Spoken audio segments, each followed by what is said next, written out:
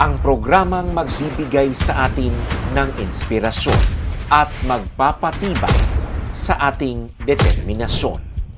Ito ang Positibong Kwentuhan with John Paul Siniel.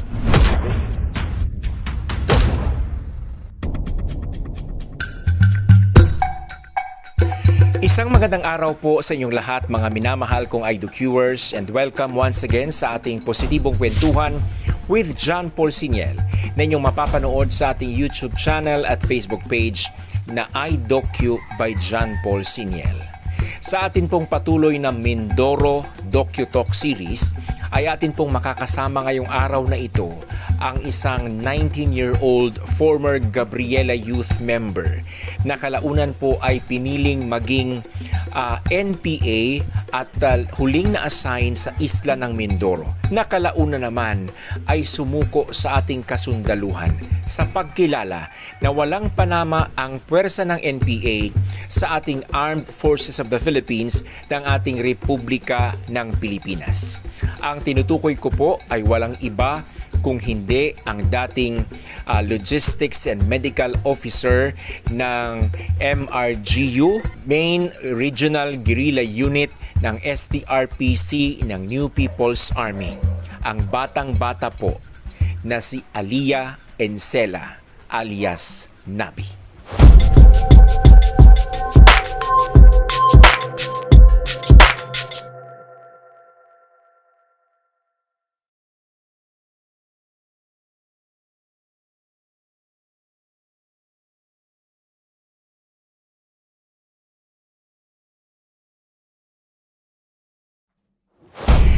We thank you, Alia, for granting this interview with us sa Positibong Kwentuhan.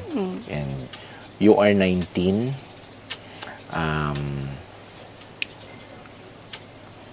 I don't know if kahit sa physical, kung ako commander, hindi kita gagawing NPA eh. Okay. Kasi masyado kang and then bata ka pa talaga masyado. But how did you start of being an NPA? What was the start of your journey sa pagiging membro ng bagong hukbong bayan? Yun. Nagsimula po ako bilang isang legal na activist sa lungsod ng Gabriela Youth po. Okay. Yan. Saan lugar ito? Sa Tubo po kasi akong Cavite, so sa Cavite Okay. ako kumilos nung mga panahon na yun. So March 2021 po ako nainganyo na sumali sa legal organization ng Gabriela Youth. Kasi sensitive ako pagdating sa usapin ng karapatan ng kababaihan, ganyan. Yung paglaban sa abuso, at pananamantala sa mga kababaihan, ganyan, VAUSI, yun. So, talaga ako sa kanila, parang pro ako sa kanila, yung mga ganong pinaglalaban. Doon ako nagsimula hanggang sa,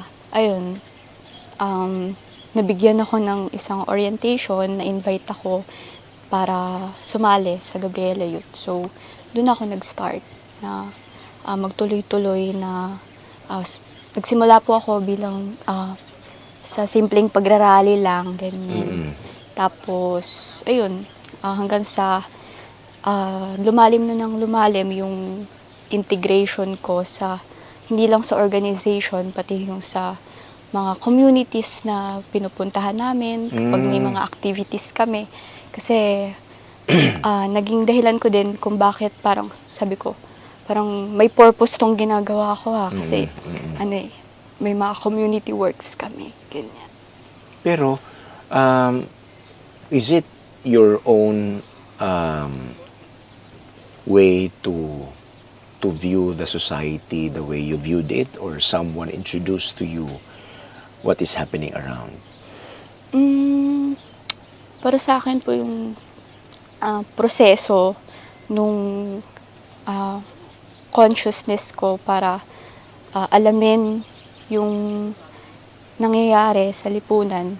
Sariling ko siya, motivation ko siya na curious ako bakit nangyayari yung mga ganitong nangyayari sa mga kababaihan, bakit ganito yung gobyerno, ganyan. Okay, so nag-research ka, syempre. Oo po, nag-research ako. Ang una po talaga, ano pa ako, talagang sinasabi ko, pinagtatanggol ko yung gobyerno kasi ano naman marami namang branches of government at hindi lang dapat sisihin buo yung gobyerno. Pero dahil pandemic po noon, no, 2021 kasagsagan, parang dun ko inopen yung sarili ko na sabi ko, bakit hindi ko pakinggan naman yung ibang side na hindi lang yung puro pro-government yung mga pinaniniwalaan kong mga impormasyon, ganyan. So, ayun, dahil nga March noon, 2021, pandemic, lulong ako sa social media kasi yun lang naman yung gagawin mo sa, stay at home So, ayun po, doon ako na-feed ng mga informations, nahilig ako sa pagbabasa ng mga balita, ganyan. Kasi dati pa po talaga, mahilig talaga ako sa mga sa usapin sa mga politika, ganyan. Pero syempre, hindi ko naman alam kung ano sasabihin ko kasi wala naman akong ganong kaalam sa politika. Kaya yung interest ko po na maalam yung nangyayari sa lipunan, yun yung yun yung naging motivation ko para masali sa mga ganong ganong gawain. Okay, so did someone talk to you or ikaw mismo ang lumapit sa Gabriela? Ako mismo po. Really? Kasi ang tapang mo naman. kasi hindi ko naman po alam na na sa ganito ako mapupunta, mag-NPA ako.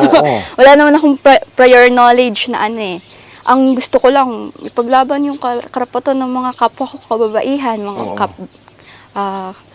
estudyante, yan. Kasi, halimbawa, sa school naman po, hindi rin mawawala yung mga sexual harassment. Correct. Yan. Bago pa po ako ma-recruit sa Gabriela, student leader po ako sa school namin. So, parang, sabi ko, parang hindi enough yung nagagawa ko para sa sa mga kapwa ko Ganon. So, sabi ko, bakit hindi ko i-upgrade, no? Kasi tapos nung nasali po kasi ako sa organization, women's rights organization. Marami kaming tinitake ng mga pag-aaral tungkol sa mga nangyayari sa lipunan, yung mga jargons, yung una kong narinig yung imperialism, feudalism, bureaucratic capitalism. Sabi ko, bilang intellectual na kabataang estudyante, gustong-gusto ko yung mga ganyang words, sabi ko. At gusto ko talaga malaman yung mga ganyang bagay. Feeling ko talaga yun talaga yung doon talaga yung interest ko So, hindi lang siya yung basic na gusto kong isolve yung kahirapan, gusto kong makatulong sa kapwa. Gusto kong malaman bakit nangyayari yung mga nangyayari. Bakit nag-e-exist yung mga ganitong bagay. Okay. Nag-aalab yung puso mo pagdating sa mga ganyan. Oo. Yun. Pero anong ka doon? Yung year level mo sa pag-aaral? Habang nagre-research? 16 po ako noon. So, grade 10 ako. Ay member na ako ng women's organization. Senior high school yan, no? Opo. Hindi. Grade 10. Is fourth year? Magsi-senior high school na po ako. Graduating. And then, nung mag-senior ka, ano nang nangyari? Tuloy-tuloy yung pagiging Gabriela Youth mo? Yun po. Nung mga unang taon, hindi naman po ako masyadong naging active sa org namin. Kumbaga, lang ako, join lang ako sa mga, halimbawa, General Assembly, ganyan, sa mga meetings.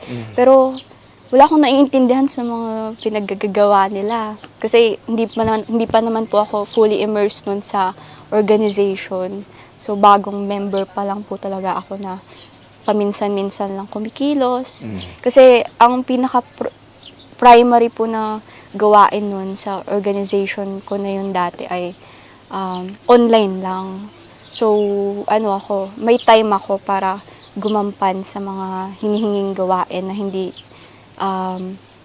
nagre-require na lumabas, ganyan. So, yun, nung nagtuloy-tuloy po ako sa pagtanggap ng mga political works, tulad ng paggagawa ng mga propaganda materials, yung mga pinopost, mga pahayag, statement, yan, nagsimula po ako dyan. I see. Pero hindi ka na kontento dun sa pagiging aktivista. Opo. Kasi, election season no 2022. Yan. Naglayas ako sa amin kasi hindi tanggap nung nanay ko yung pagiging aktivista ko kasi bagaman hindi ako fully active member ay sumasama na ako sa mga rallies, ganyan. Una, supportive siya sa akin, binibigyan niya pa ako ng pamasahe kasi sabi ko, ma, may kabuluhan naman tong ginagawa ko eh. Aktivista ako eh. Feeling ko, ang taas-taas ko. Oo. Kasi may pinaglalaban ako. Tapos yon election season, nag-campaign kami para sa mga party list. Yan. And the party list that you campaigned where? Gabriela Youth, yan, Kabataan, party list, mga ganyan. Okay. Tapos, yun, doon ako, nung naglayas ako, dahil naglayas ako sa amin, ang mauuwian ko, yung mga ka-org ko, yung headquarters, yan, ng mga aktivista. So, doon ako nakatuloy. Tapos, doon ako nakatira sa kanila. Pero syempre, kinakausap ko pa rin yung nanay ko, tinatry ko siya. Ang tawag po kasi namin doon dati ay mass work. Itatry mong hikayatin yung magulang mo na matanggap yung ginagawa mo bilang aktivista. Para syempre, mabawasan yung pag-aalala nila sa'yo, ganyan. Tapos malaman nila, maunawaan nila bakit mo ginagawa itong mga gantong bagay. Sinasabi ko pa sa kanya nun, sa mama ko na, hindi ko naman pababayaan yung pag-aaral ko. Basta payagan mo lang ako sa pag-aaktivista ko.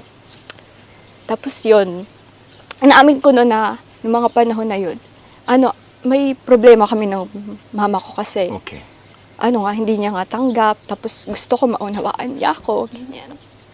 Tapos yun, doon ako dahil sa sitwasyon ko na naglayas ako, doon ako natulak na mag full-time. Kasi pag full-time ka, may operational expenses ka.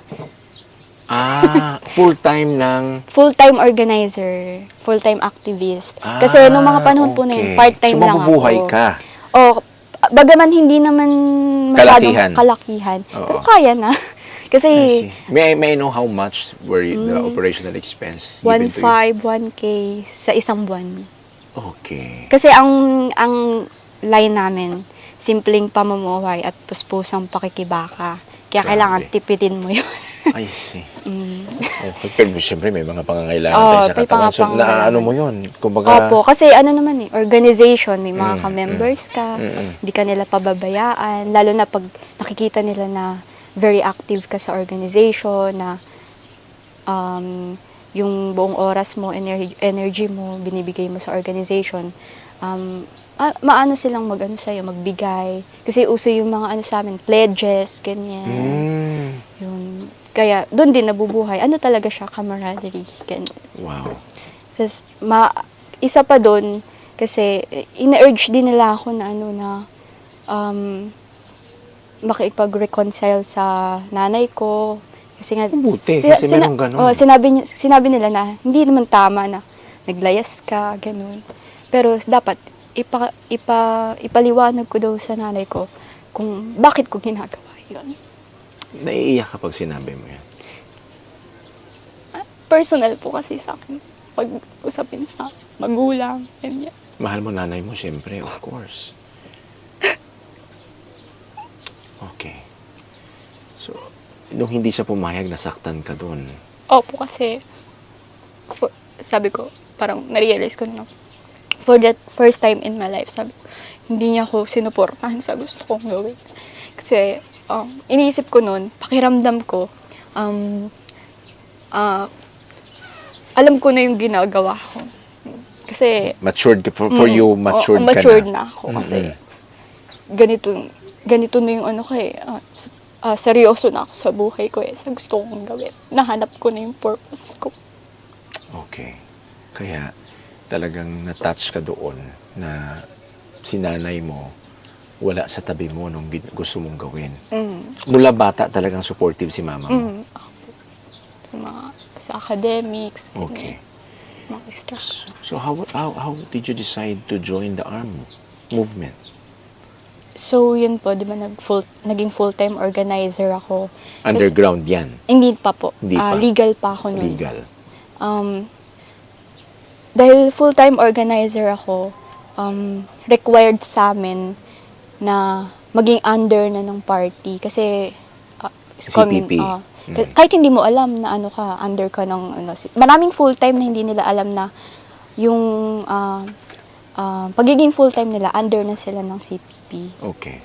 Pero nalaman ko lang yun na, pag pala FT na ako, full-time na ako, CPP, nasa CPP na ako. Kahit hindi pa ako kandidatong kasapi, kahit hindi pa ako ganap na kasapi. So, yun. But you did not sign any document? Wala pa po. Kasi noong mga panahon na yun, sinasanay pa lang po talaga akong maging isang organizer. Yun. So, binigyan ako ng mga pag-aaral, yan, tuloy-tuloy na yung mga pag-aaral. Tapos hanggang sa, yun nga, inas nila ako. Kasi nakikita naman nila na very active ako sa organization, mataas yung pagtingin ko sa ganitong, yung pagpapahalaga ko sa ganitong gawain. Tapos, may 3 level po kasi ng kamulatan, yung mas mga sinasabi namin sa pagiging aktivista. Yung una, mababang antas, pangalawa, panggit ng antas, at pangatlo, yung pinakamataas na antas na, yung abante. So, ibig sabihin, pag full-time ka na, ibig sabihin, nakikita mo yung necessity kung bakit kailangan mag full-time sa struggle, sa pagiging activist. So, abante ka na. So, pag na-assess yun ng, halimbawa, kasi kami po, bilang mga organizer, may team leader kami. So, ibig sabihin, may nag-a-assess sa amin kung ano ba yung naging pagkilos nito, kung ano ba yung pag-uugali nito pagdating sa mga gawain, sa mga political, sa organizational, sa ideology, ano ba yung pagtingin niya sa armadong pakikibaka. So, malalaman naman po kasi yun ng organizer kapag itong isang taong to, may potential siya na suportahan yung armadong pakikibaka. May potential siya na maging underground member. Kasi bilang mga nagbubuo ka ng personal connection correct. Tapos hindi lang personal, political pa yung yung common ground nyo. So nafe-feel ko po kasi noon na parang kahit mali man o tama man yung mga ideas na sinasabi ko, yung mga sinusuggestion ko, matatanggap nila kasi sila, open po sila sa mga idea. At kung mali ka man sa idea mo, ipapaliwanag nila sa'yo kung bakit ka mali. So sabi ko, parang ang ganda naman ito. Kasi lalo na yung pinaka-favorite ko na part is yung tinatawag naming criticism and self-criticism. Kasi doon mo malalaman kung paano mo ba pine-perceive yung sarili mo at paano ka rin pine-perceive ng iba at paano ka kumilos sa pagiging sa political, sa personal, sa pamilya, ganyan. So, yun po yung parang sabi ko, paano naman nila nasasabing mali itong ginagawa namin? Ito na nga yung pinaka magandang nangyayari para sa isang tao na kahit nagkamali siya, may willingness siya magwasto. Kasi yun po yung basic na namin na tungkulin namin bilang mga aktivista. Kasi hindi lang aktivista yung pagtingin ko sa sarili, pati sa mga sa mga kasama. Nagre-revolutionize kami. Yun yung pagtingin ko. Kaya hindi lang siya simpleng aktivista, ganyan. Kasi National Democratic revolution nga. Hindi naman tinatanggi yun ng mga legal organizations na sinusuportahan nila yung revolution na National Democratic line sila. Correct. Yeah. So, yun po, naging member ako ng Makibaka, yung underground movement ng Gabriela. Pag sinabi nating underground movement, tumaas ka na from legal to Opo, underground. level 1 kapag aktivista ka lang sa legal, level 2 kapag member Underground. ka, underground ka na. So ilang buwan ka lang nag-underground? Naging underground po ako right after maging full-time. Yung ganun. pag full-time. Opo. Organizer. Kasi pag Pero patago ito, syempre. Opo. Separate po yung work mo sa pagiging legal. Parang dual tasking ka. Ganun. No? Pero yung nagiging, yung mga plans ng legal, nakaplano siya sa plano nyo sa underground. So, yung magpaplano kayo sa underground, dapat imamaterialize nyo siya sa legal din. Kasi ang pinaka-role lang naman ng legal organizations ay maging lunduan ng recruitment for underground. Ano yun? Maging lunduan. Lunduan. Or maging source siya ng I see. ng Balon ng ano? balon ng Okay. recruitment. So, pasensya ka na masyadong Opo. malalim yung Tagalog mo. Sorry po. Nasanay po kasi ako eh. Oo, naintindihan ko. Sige. So, underground, and then, nasagip sa isip mo na at some point, hahawa ka ng armas. Opo. Kahit hindi pa naman ako underground member, support na ako sa armed struggle. Hindi naman sa na gusto ko na humawak agad ng armas, hindi naman po sa ganun. Ang iniisip ko nun, makatarungan lang yung ganun bagay, armed struggle. Kasi sino ba yung lumalahok sa armed struggle?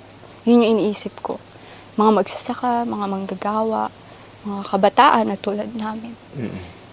Na kung based doon sa pag-aaral, kung paano tinitingnan ng mga National Democratic yung lipunan, semi-feudal and semi-colonial. So may 99% versus 1%. Ganun ko tinitingnan siya. I see. So sabi ko, bakit magiging mali? Siyempre, sa isang estado na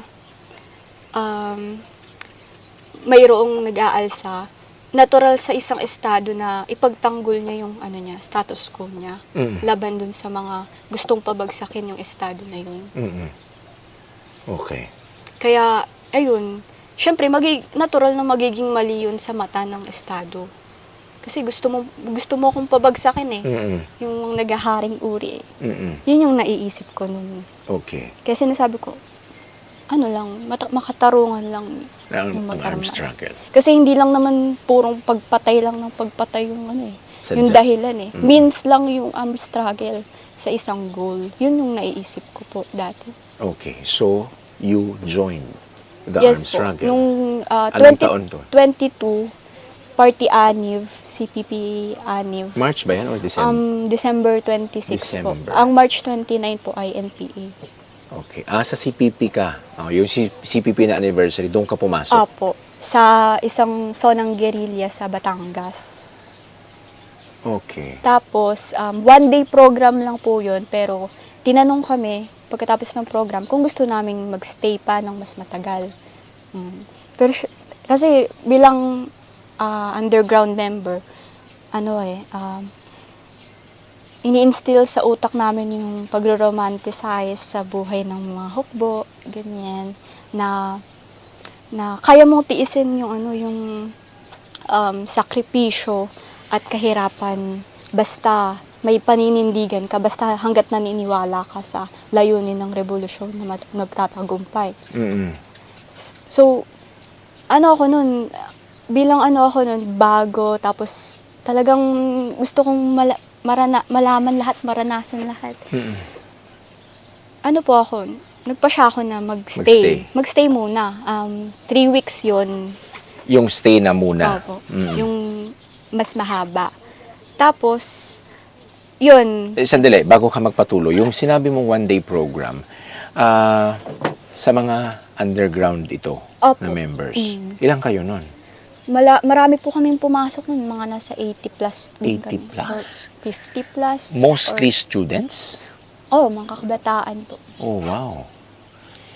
Iyan, pumasok kayo kahit alam nyo na ang mga nangyayari sa buong bansa, lalong-lalo na sa mga NPA na napapatay sa mga engkwentro at talagang tinatarget ng pamahalaan. Kasi, siyempre mga commander sila. Despite that, pumasok ka pa rin. Opo. Tapang mo naman. Hindi ko po inaano yung hindi ko pa po naiisip nun yung baka mapalaban kami. Oo, walang ganun. Hindi pa po. Ang gusto ko lang talaga, makita yung mga hukbo. Makita yung pang-araw-araw na buhay nila. Ganun lang po. Okay. So you stayed for another 3 weeks?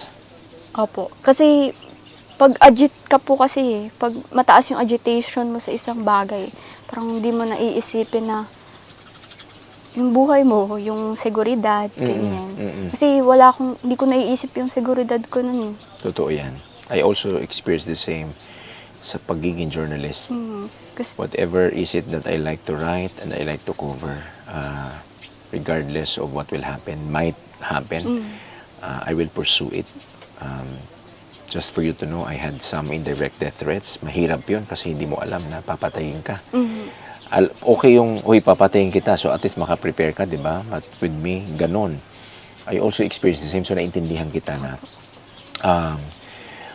pag agitated ka, bahala kayo dyan. Basta ipurso ko ito.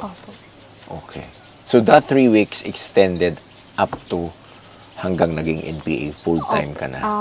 3 weeks tapos pa siya ulit. TOD naman, tour of duty for 3 months naman. Mas Anong matagal. tour of duty? Anong ginagawa? Mas mahaba po siyang exposure. Kasi yung 3 With weeks the hukbo? Opo, with the hukbo. Okay. Kasi ang 3 weeks hindi mo pa makikita dun yung totoong struggle na sinasabi nila na sa libro mo lang mababasa. So, yun po. After 3 weeks, lakad-lakad lang kami noon. Stay kami sa laylayan ng bundok, ganyan. Malapit sa kalsada. Tubuhan po kasi, di ba, sa Batangas. So, doon lang kami nagkakampo. Tapos, 3 months TOD ako. Hindi ko alam na dadalhin ako sa Mindoro. Sinabi lang sa amin na kapag pala nagpasya kaming mag-TOD, bahala na yung party kung saan ka nila dadalhin. So dahil tumatatak sa isip ko nun yung democratic centralism na kahit anong iatas ng party bilang isang kadre or aspiring to be kadre ng isang partido, gagawin mo yung inaatas sa'yo without saying no.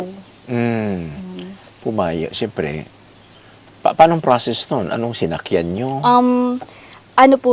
Sinabi naman sa amin na after namin magpahayag na TOD na kami, 3 months, sinabi na sa amin na dadalhin kami sa ganitong lugar. Tapos, syempre, may mga connection, ganyan, private vehicle na sinakyan. Mga kaalyado nyo. Opo, naging kaalyado. Mga negosyante ito, politiko? Hindi naman po, mga normal lang din na okay. Manggagawa, ganyan. Tapos, yun, dahil nasa legal ako noon, hindi pa ako identified as a NPA member. Wala pa akong link sa underground. So, kumbaga, kadalasan kasi sa umaakyat, parang sinasabihan ng partido na, oy, medyo mainit ka na sa baba. So, umakyat ka na lang. Opo, may mga ganong cases po. Pero para sa'yo sa hindi mga ganon? Hindi po.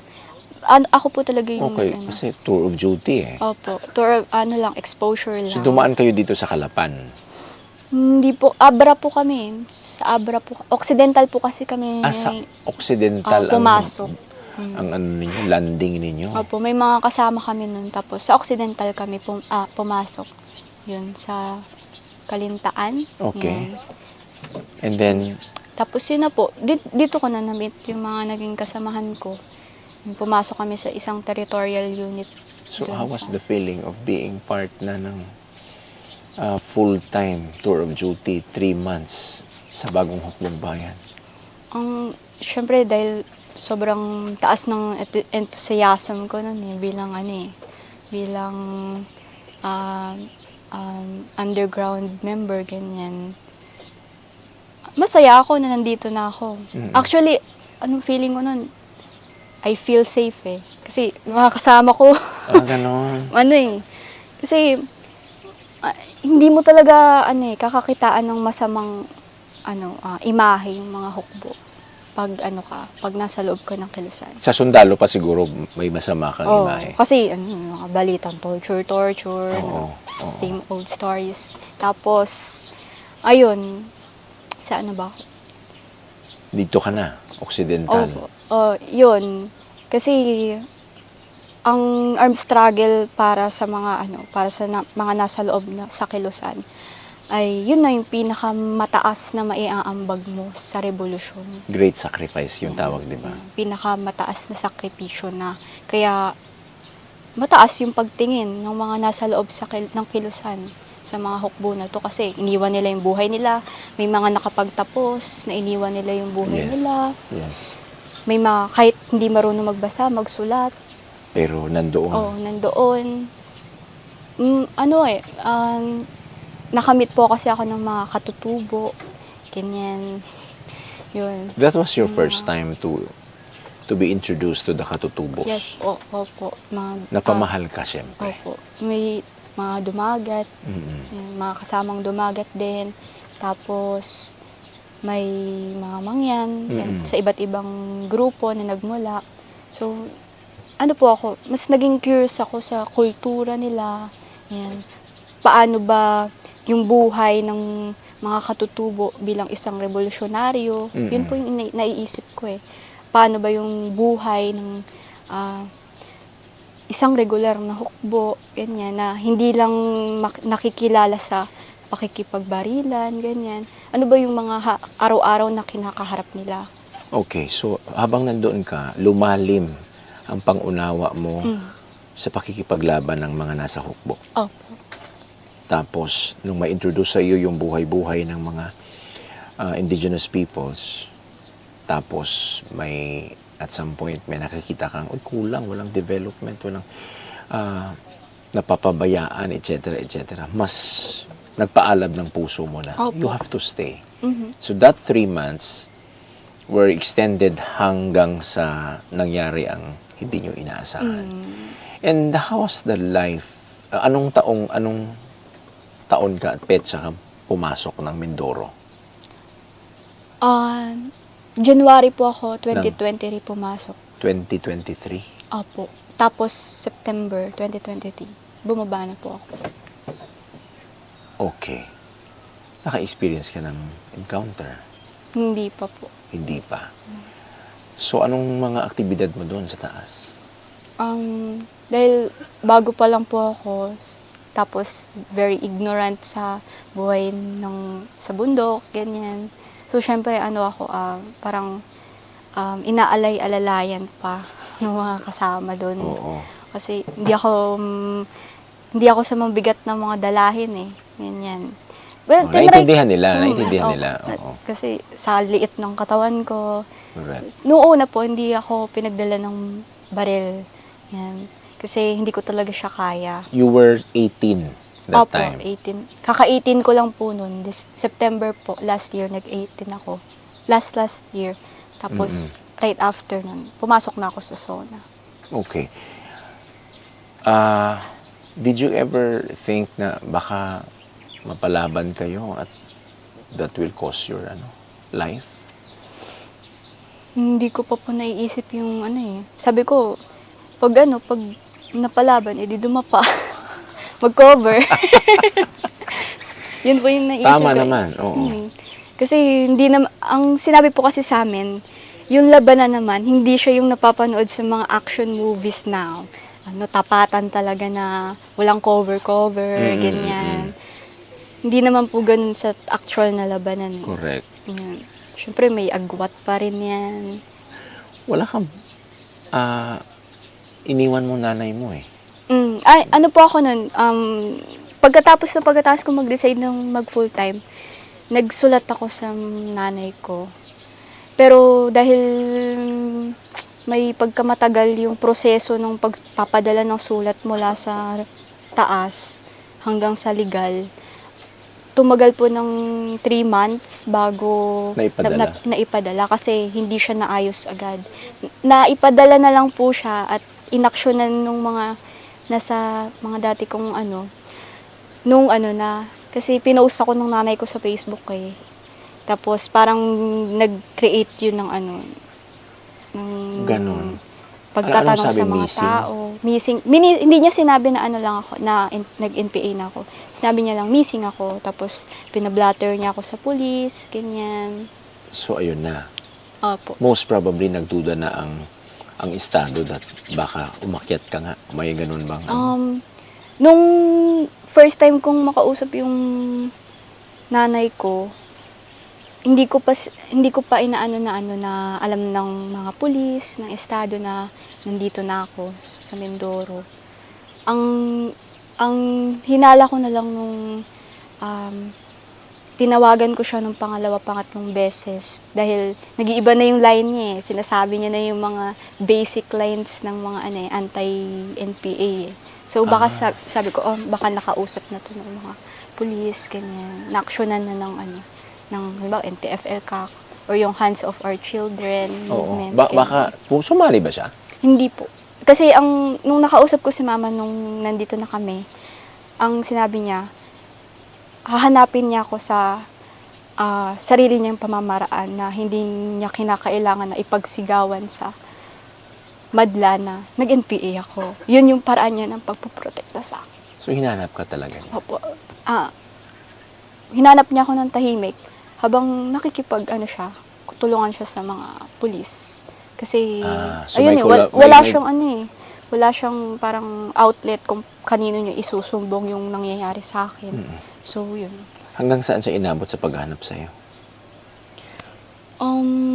Sabi niya po, nung nawawala ako, hinanap niya ako sa mga dati kong pinupuntahan. Kasi nung aktivista pa ako, nalalagi ako sa Laguna, sa UP Los Baños, kasi nandun yung mga activities namin sa mga rallies, ganyan. So, doon niya po ako hinanap. Okay. September, bumaba ka. Opo. What made you decide to really umalis sa NPA? Ang nagtulak po sa akin, syempre, hindi yung hirap na nararanasan namin doon sa loob. Kasi sa una mo lang payapa pala dito eh. Wala palang hindi pala totoo yung mga lagi-lagi na lang labanan, ganyan. Mas maraming nangyayari sa loob kaysa sa mga labanan na nangyayari. Kasi nung all out po yung Focus Military Operation, pumasok po kasi ako sa Occidental, di ba? Natulak kami pa Oriental kasi grabe na yung Focus Military Operations sa mga malapit na pinagkakampuhan namin. Maya-maya malalaman namin, may mga sitmil na kami na may ganitong tropa na dumaan sa dinaanan namin, ganyan, malapit sa amin. Yun. Tapos, may mga sumuko po kasi nung nasa taas ako, nakasaksi din ako ng may mga nag-awol, yung hindi nagpaalam sa pag-alis. Kasi sumuko na sila. Opo. Yung iba nagtatago, tapos yung iba naman po ay sumuko na din. Tapos, habang nakakaranas po kami ng Focus Military Operation, dun ko na po naranasan yung sinasabi nilang sakripisyo na mataas na iaalay ng isang hukbo sa pagre-revolusyon. Siyempre, sakripisyo, yung kahirapan na mararanasan mo dahil mabigat yung dala mo, tapos may dala ka pang baril, tapos hindi mo naman na ipuputok. Malulow moral ka kasi hindi mo nakikidigma ba talaga kami o aatras na lang kami ng aatras. Okay. iiwas na lang kami ng iiwas. Para saan pa kung na nandito ako kung Takbo lang takbo. takbo lang ng takbo. Kasi pag nakikita mo kasi na yung mga commander mo mismo, yung mga nasa pamunuan nyo, na walang will na lumaban. Parang bilang isang simpleng mandirigma ka lang. Maano ka eh, malo-low moral ka din eh. Kasi kung low moral yung nasa pamunuan nyo, yung mga nag-handle sa'yo. Lalo na kayo. Oo, lalo na yung mga na pare-parehas kaming pare-parehas kaming nakakaranas ng gutom, hirap. Yes. Tapos parang may purpose pa ba tong nararanasan mo na to? Mm-mm. So, Kung but prior to this conversation, I talked to the prior episode, I talked to Yuri. oh, And according to him, the very big factor of why medyo humihina ang kilusan is because of the implementation of the whole of nation approach. tama po yun. So nasaksihan mo yung implementasyon Opo. and yung epekto direkta doon sa mga tao. Ikaw ba, kasi yun hindi niya sinabi sa inyo yun eh, di ba? While nandun kayo sa taas. Ikaw ba, meron ka ring naiisip na sandali mukhang may ginagawa yata ang gobyerno na talagang magpapabagsak sa atin? Naisip ko po yun. Kasi yung, halimbawa, NTFL CAC po, diba, meron siyang 12 clusters. Yes. Tinapatan niya yung yung trabaho ng mga hukbo. Oo. Kasi, paano mo kakailanganin yung NPA kung nabibigyan na naman ng serbisyo yung mga komunidad na sinasabi ng NPA na tutulungan nila? Mm-mm. Diba? Kaya, Sige, badayan mo. kaya, para sa akin po, naisip ko din na maybe, pwedeng may pagbabago pa rin Mm-mm. na pwedeng mangyari kahit hindi mag-resort sa armed Armed struggle. struggle. Basta nakikita at nararamdaman nung mga masang komunidad na ito na patuloy na nagiging balon ng NPA para makapag-recruit. Kung nabibigay yung mga ganong serbisyo sa mamamayan, wala nang dahilan ang mamamayan para mag-alsa, Mm-mm. para mag-aklas, Mm. para batikusin yung mga hindi nagagawa ng gobyerno. Oo. Well, it is okay to make batikos, but sabi nila, hindi okay talaga ang pakipagpatayan sa kapwa. Opo. No? Lalo lat sumali sa armed struggle. So, with that, I understand, sabay-sabay kayong bumaba. Opo. Sabay-sabay po kami. So, buo ang loob na let's go back to the government. Kasi nakikita ko rin naman po yung yung bagamat may mga, syempre, kailangan kang isakripisyo na mga bagay. Tapos kapag handa ka na baguhin yung buhay mo, na akala mo tapos na lahat ng para sa'yo. Pero may makikita kang liwanag sa kadiliman na yun. Kasi makikita mo yung mga taong nagsusuporta pa rin sa'yo kahit na ganito yung naging desisyon sa buhay. Tapos may mga taong genuine na tutulong sa'yo para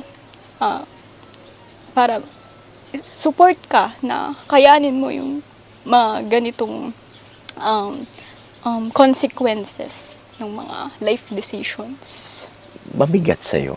Kasi the way I look at you now, talagang nagpapatulo ka ng luha eh.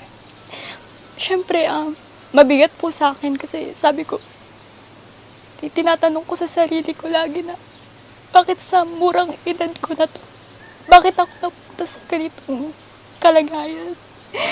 Bakit kinailangan kong isuko yung pag-aaral ko, yung buhay ko? Bakit kailangan kong sirain yung relasyon ko sa pamilya ko? Para lang maging ganito. Oo. Nagsisisi ka ba na napunta ka sa NPA? Opo, nagsisisi ako kasi dapat mas naging critical ako, mas wais ako. Kasi, kung babalikan ko yung mga naging emotions ko noon, kung bakit ako natulak, yung agitation kasi ano yan eh, humuhupa din yan eh. Hindi naman lagi agitated ka eh. Yes.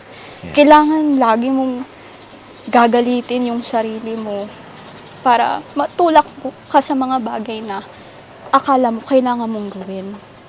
So when you came down, you met your parents again? Opo. Father and mother? Opo. Naka-visit po sila sa akin dito nung Christmas, tapos nitong Holy Week. Okay. Noong Christmas, kasi September kayo bumaba, immediately nainformahan sila na nandito Opo. na kayo sa kamay ng gobyerno. And then that's why sa December sila nagkaroon ng pagkakataon na bisitahin kayo. Nung pagbaba ko pa lang po, Pumunta na sila. opo, pumunta na po yung So ano parent naging ko. eksena nun? Siyempre, emotional po kasi bagamat may ano kami ng mama Nanay. ko kasi hindi naman agad-agad yung yung pagre-reconcile. Process yan eh. Healing process. Yeah. Kasi may mga bagay na kailangan yung i-open sa isa't isa na hindi nyo nagawa ng mga panahon na hindi kayo open. Yung tumatalikod na lang kayo sa mga bagay na dapat pinag-uusap. So your mother embraced you so tightly. The same with you. Ganon din yung response mo. And how was the feeling that time? Sabi ko, thank God nandito yung nanay ko para sa akin kahit ganito yung nagawa ko. Kahit iniwan ko siya, naging saway ako kasi hindi ako nagpaalam, nag-NPA ako. Oo. Tumakas lang ako sa bahay. Kasi all for that agitation. Kasi akala ko tama na talaga. Nakakala ko handa na akong mamatay. Kaya handa ako nang ialay yung buhay ko para sa ganitong bagay. Pero hindi eh. In the end of the day, pipiliin ng tao yung mabuhay. Hanggat may pag-asa siyang nakikita. Okay. When you were in the government, lalo na sa pangangalaga ng sundalo, were you able to compare nung nandun ka at ngayon na nandito ka? At kung nakumpara mo man yun, anong pagkakaiba ng dalawa? Yung nandito po kasi ako, ibang version na ako kasi na-realize ko na yung yung mga consequences ng mga decisions ko, yung mga bagay na hindi ko dapat ginawa para mag-lead sa ganitong buhay, diba? At kasi nung nasa taas po kasi kami, talagang antagonistic yung pagtingin ko sa mga sundalo. Oo nga. Parang, lang yan, black and white lang yan. Walang gray line. Yan. Pero nung nandito na po ako, na-realize ko na hindi na uso yung torture and pananakit, pambubugbog. Well, hindi siya absolute na hindi mangyayari. Pero sa akin, naging maayos yung pakikitungo. Wala namang torture na sinasabi. Kasi, walang berdugo na nakita mo. walang berdugo na Kasi tulad ng sa NPA na nagwawasto sila din, di ba? Dahil marami na silang pagwawastong kilusan na inilunsad. Kahit sa institution ng AFP, may pa din. Pagwawasto. May pagwawasto pa rin. Kasi hindi naman nila dine-deny na may mga human rights abuses na nangyari noon, 'di ba? Pero ngayon, nagbabago rin yung image, nagke-cleansing din sila eh. Kaya doon ko nakita na pwede pa rin na baguhin yung sistema. Okay. The way that you speak now, hindi ka napipilitan na sabihin yung image ng sundalo ngayon just because sumuko ka na or nandito ka sa boundaries or dito sa loob ng kasundaluhan? Hindi naman po kasi, Free will mo yan. opo, kasi ano ako tanggap ko na yung naging consequences ng mga decisions ko. So, ito yun. Okay. Now, you're still young. 19 years old ka pa. What's your plan? Ang plano ko, bumalik sa eskwelahan. Actually, ngayon po, nag-aaral naman po ako. Really? Yeah, hindi po kasi ako nag-graduate ng senior high school kasi sumampa na ako. So, ngayon, pinagpapatuloy ko yung grade 12 ko kasi second sem na lang po yung hindi ko natapos. So, kung makakagraduate ako, pwede akong mag-enroll sa Halay. bagong school years. Pero dito, yung grade 12 mo, saan mo kinukuha? Modular siya. Modular. You're enrolled at Grace Mission College. Sa Christian school pa naman pala talaga yan? No? Okay. So, kurso sa kolehiyo. What's your plan? Kasi nung Na bago makakatulong ka pa rin sa kasi mga mahihirap at hindi naman po inaabuso. nagtapos yung advocacy ko. Yeah, huwag tapusin. Hindi naman ibig sabihin na binitawan ko na yung gantong Correct. buhay. Nagbago na rin yung pagtingin ko sa karapatan, sa pagtatanggol, sa mga basic issues na nararanasan ng mamamayan. Kasi hindi mag-e-exist yung kabutihan kung walang kasamaan eh. At hindi mag-e-exist yung kawastuhan kung walang kamalian. Oo. So, siya, tuloy-tuloy siya na struggle. Yeah. Kasi hindi naman natin mararanasan yung ganito kung wala tayong mga ninuno na nagtanggol. Correct. Kaya, naniniwala pa rin ako na makatarungan na ipaglaban yung mga karapatan. Amen to that. So, Kasi, are you planning to take up law? yes po. Kasi Wow. yun yung plano ko talaga nung bago pa ako maging aktivista eh. Law po talaga yung gusto ko. Grade 4 pala ako. Alam ko na Wow. maglo-law ako. Ganun. So, hopefully, makabalik ako sa eskwela. We would love to see you defending the poor, defending the Filipino people na naka-experience, nakaranas ng injustices. We would love to see you defend the environment, defend the country in a way legal, no arms, and basta you're still young. You can defend anybody sa paraan na wasto, sa paraan na mapayapa, and there's a lot for you. At we are thankful na sumuko ka and nagtiwala ka sa pamahalaan ulit. Marami namang, nandyan pa rin yung mga kawatan. Diba? Nandyan pa rin yung mga abusado. Sila yung ating lalabanan. Diba? Para we can live a better Philippines. Do not stop fighting. I believe in your idealism. I believe in your courage, in your spirit. And you deserve a lot of chances. I'm glad to have met you na may ganyang babae, kaganda-ganda, katalino, na kayang lumaban para sa ating bansa. So, basta, you're a good conversationalist and you're a good defender. I didn't wish this day to happen, but it happened, and I'm so glad that you're around and you're matapang mong inilahad ang nasa puso mo, yung pag-aalam ng puso mo. At sana makamit mo lahat ng mithiin mo sa buhay. Now, we still have a lot of friends na nasa kilusan. NPA ang iba underground, as you said. And then, may ibang masa na sumusuporta pa rin sa kilusan. What is it that you'd like to tell them?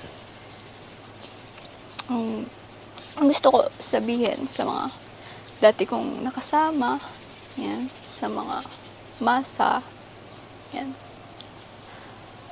kung paano nyo ako nakilala noon, yung courage ko, yung idealism ko patungkol sa paglaban, yan, sa karapatan, yun pa rin ako. Pero, at the same time, na-realize ko na gumawa ng guhit na pwede nating mabago yung nangyayari sa ating bansa through parliamentary struggle, Okay. legal struggle. Kasi pag nasa digmaan ka, doon mo mararanasan yung karahasan na ini-impose mo sa mga tao. Kasi hindi lang naman NPA at at AFP ang naglalaban. Ang pinakakawawa at nadadamay sa digmaan, yung mga civilian. Yeah. Maraming mga nadadamay na civilian. At dun sa nung naging NPA kasi ako, ang gusto ko kasi yung makatulong, yung pinaka-primary ko, makatulong sa mga komunidad. Pero wala akong means para tulungan sila Yeah. noong mga panahon na yun. Kaya, okay lang na sabihin natin kung ano yung mga pangangailangan natin at kung hindi makinig, ay ipaglaban natin. No? Mag-rally kung gusto kung initiative ng mga masa, ng mga komunidad. Kasi may mga issues naman talaga na kailangan pakinggan ng gobyerno. Pero hanggang doon lang yung line. Dapat legal struggle talaga. Okay. Now, once upon a time, you were young. You're still young by this very time. And then, anong message mo sa mga magulang at mga kapwa mo kabataan na para hindi makapasok sa napasukan mong armed struggle? Ako, living example na ako na consequences sa mga maling desisyon sa buhay. So, ang masasabi ko lang sa mga kapwa ko kabataan, it's okay na maging curious tayo sa nangyayari sa lipunan, ang maging decent, diba? Na kung pakiramdam natin may kailangan tayong ipagtanggol at pakiramdam natin gusto nating makatulong sa bayan, ayos lang yun. Basta maging tayo, critical sa mga sinasaliang organizations kasi hindi lahat ng mga organizations ay paglaban lang sa basic issues. Ang layunin ng ibang mga organisasyon ay dalhin ka sa digmaan, na i-radicalize ka, na tanggapin mo na wala nang ibang solusyon kundi pakikipagdigma. How about the parents? Para maprotektahan ang kanilang mga anak mula sa ganitong klaseng aksyon. Ang mensahe ko para sa mga magulang, maging kasi yung mga kabataan na ngayon, hindi sila open sa mga parents. Kaya nagiging vulnerable sila. Wala silang nagiging outlet. Pakiramdam nila, walang nakikinig sa kanila. So, basically, yung mga vulnerable na mga kabataan, kapag naramdaman nila na may isang grupo na nakikinig sa kanila, ma-attach sila dun. Diba? Ganun kasi yung naranasan ko na. So, listen to your children. Yeah. at i-try na unawain sila. Kasi, ano pa sila eh, hinahanap pa nila yung purpose nila sa buhay. Bagaman sinasabi nila na kaya na nila, mature na sila mag-isip. Pero, tama pa rin yung wala pang masyadong karanasan sa mundo. Totoo pa rin. So, ayun. Makinig din. Para pakinggan din. Okay. Idol viewers, this is a very basic example of sinasabi sa Ephesians 6:1. Children, obey your parents in the Lord, for this is right. Somehow, si Aliyah, she claimed that she disobeyed her mother. So, look at the consequence of disobedience. Napunta siya sa isang desisyon na akala niya itama. Napunta siya sa isang landas na akala niya okay, pero hindi pala. Mabuti na lang that at a very early stage of her membership sa New People's Army, she was able to identify and determine na teka lang, medyo may mali. So, sana maging example ang buhay ni Aliyah sa inyong lahat ng mga kabataan na wala namang masamang mag-obey tayo sa ating mga magulang. At wala namang masamang i-express natin yung ating gustong sabihin para magabayan kayo ng inyong mga magulang. I have a daughter, 18 years old siya. So, of course, I don't like it to happen to her. Kaya, I keep on asking mga kabataang katulad nyo, ini-interview ko para sila din makita nila yung mga bagay-bagay. And this day is full of tears. And thank you for being so expressive. Kagaya ng ibang conversation na kailangan natin tapusin, but as much as I would like to talk to you for the entire day, we have to part ways. And I thank you for this opportunity. Hindi ko makakalimutan ang conversation na ito. Itong positibong kwentuhan with Aliyah. With the great Aliyah. And my declaration is that you become a lawyer. A great defender of the land, a great defender of the poor, of those who are victims of injustices. And magkaroon ka ng, may your tribe increase. We need people like you in the Philippines. We need kabataan like you. Okay? You have to remember that. And God bless you. May you always find the glory of God every time. Congratulations. And God bless you. Can I embrace you? God bless. God bless. Naway magsilbing aral po ang aming panayam kay Aliyah Encela. Sa lahat ng kabataan ngayon na patuloy na nagsusuri sa lahat ng mga non-government organizations or sila ay curious sa lahat ng mga klase ng mga NGO na nagkakaroon ng advokasya upang ipagtanggol ang karapatang pantao ng mga Pilipino dito sa bansang Pilipinas. Sana po sa ating pagsusuri, ating matuklasan yung mga NGO na totoong nagtataguyod sa karapatang pantao, na walang kasamang pag-aaklas at pagbibitbit ng armas. Walang konsepto ng pagpatay sa kapwa natin tao, lalong-lalo na sa kapwa natin Pilipino. Naway magabayan sana ng ating mga magulang ang ating mga kabataan sa ngayon sa kanilang pag-aaral, sa kanilang mga pinapasok na mga organisasyon, sa mga kaibigan kanilang kinakaibigan sa kalye at sa mga paaralan.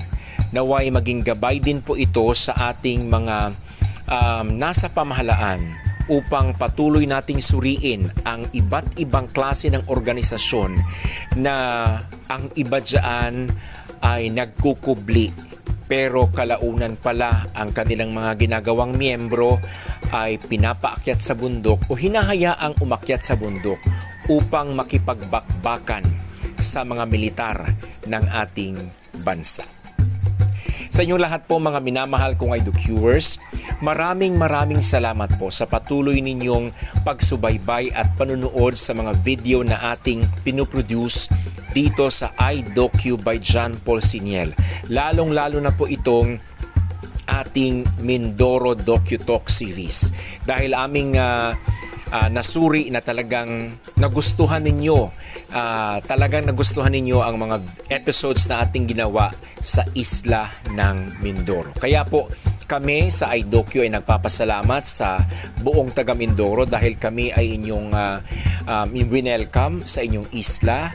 Winelcome kami ng mga FRs at ng ating kasundaluhan at ng iba't ibang pamahalaan mayroon sa isla ng Mindoro. Sa inyong lahat po na hindi pa po nakapag-subscribe, lalong-lalo na sa mga taga Mindoro sa ating YouTube channel, I am suggesting to please subscribe to our YouTube channel, iDocu by John Paul Siniel. And for you to be alerted once we have new uploads, please do click the notification bell. You can also send your messages and suggestions to our email address flashed on your screen o di kaya sa ating messenger sa Facebook. You can also share and like our Facebook page, still the same name, iDocu by John Paul Siniel. To God be the glory. Sa Ginoo ang himaya og dungog. Hangtod sa sunod nato nga positibong kwentuhan with John Paul Siniel. Ito ang positibong kwentuhan with John Paul Siniel.